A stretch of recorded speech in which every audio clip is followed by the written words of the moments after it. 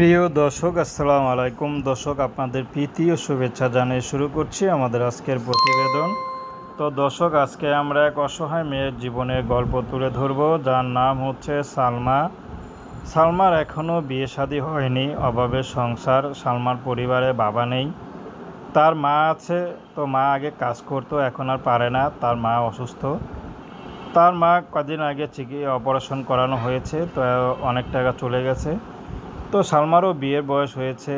তো সালমা কখনো চায় না যে বিয়ের বয়সটা পার হয়ে যাক। তো কেউ বিয়ে করতে আসলে অনেক টাকা যৌতুক চায়, এর জন্য সালমার বিয়ে হচ্ছে না। খাট চায়, সোফা চায়, বাইক চায়।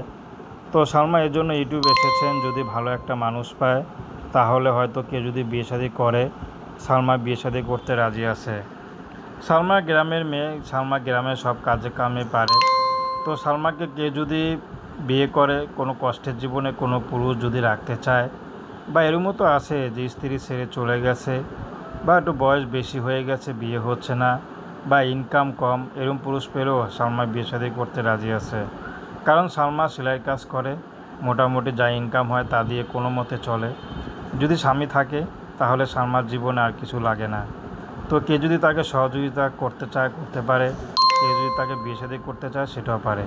তো প্রেম, ভালোবাসা, সাহায্য, সহযোগিতা, বিয়ে শাদী করা একান্ত আপনাদের ব্যক্তিগত ব্যাপার। আসুন আমরা দেশের সেবা করি, ৫ ওয়াক্ত নামাজ পড়ি।